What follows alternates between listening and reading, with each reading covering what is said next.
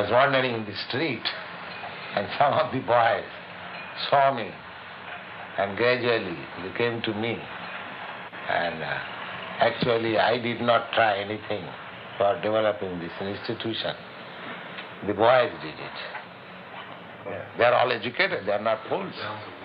Mr. Howard is MA. He is also BA. And he is doctor, PhD. So they are all educated. So they are not fools that they are taking this blindly, Most of my students, they were under the spell of this LSD, but they are given up everything. They're simply living on this chapati and some fruits, and that's all. They don't eat meat, they don't want wine, they don't want cigarette, they don't want tea, coffee, nothing. And they're chanting Hare Krishna, they're following my instruction. So I'm getting good hope. Swami just eating upstairs? Yes. Meal is composed of rice and the soup, which we call dal, and a combination of vegetables, and the chapati, which is made out of whole wheat.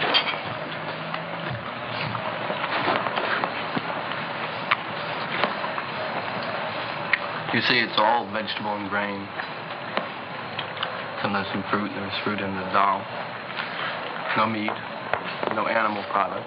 Just egg.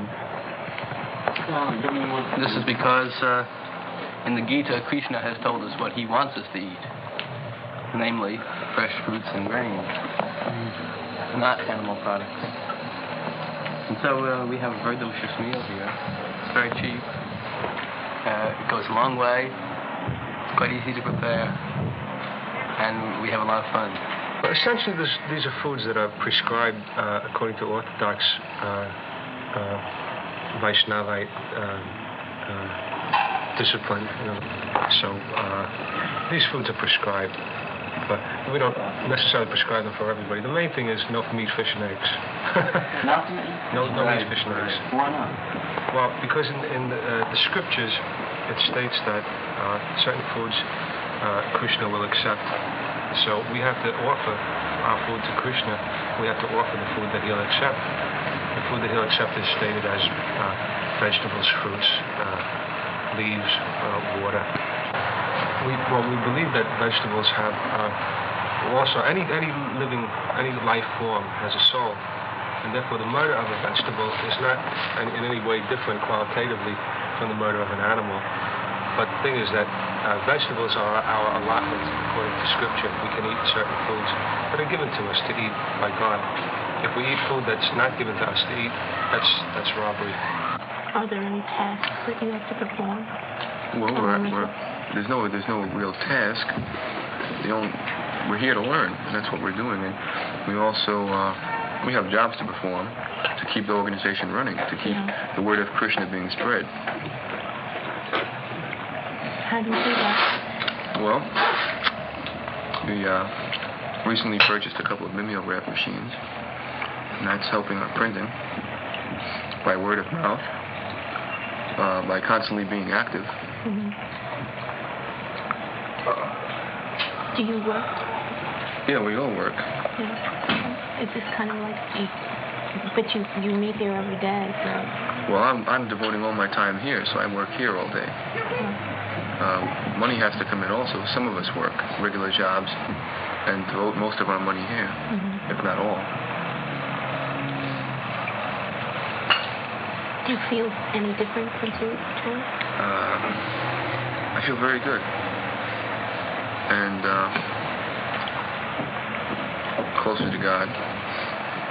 What introduced you to this work? A friend of mine told me about Love Celebration at Tompkins Square Park, which was last Thursday, or Thursday before last. And I knew I had been seeking a guru for a while. So Krishna sent me there, and I was there. And after meeting some of the initiates, I knew that the Swami really had to be into something. So I came the very next morning, and I've been here since then. I came here in America in September 1965. My mission is to preach the philosophy of Lord Chaitanya, chanting Hare Krishna, Krishna Krishna, Hare Hare, Hare Rama, Rama Rama, Hare Hare.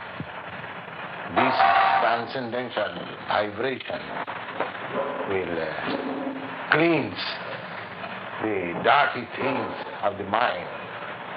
It doesn't matter what he is.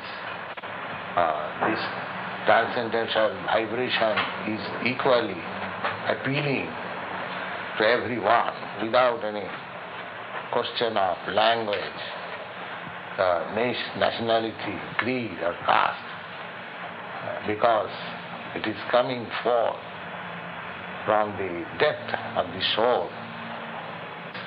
This simple vibration can deliver the people of this age to salvation.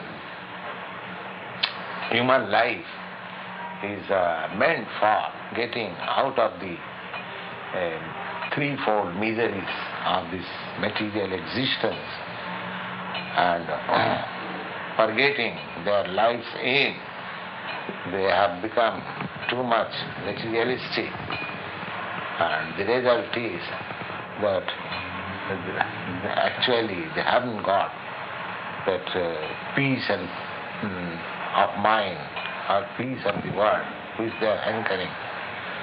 And if they take to these chanting, transcendental vibration, their mind, the darkness of the mind will be cleared, and they can clearly see their actual identity as part and parcel of the Supreme Lord, or Krishna, and dovetailing their activities in that relationship, everything will be sublime.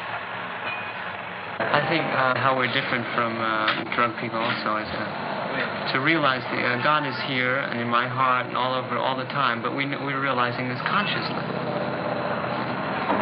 To know these things consciously, not just to accept it once and then enjoy.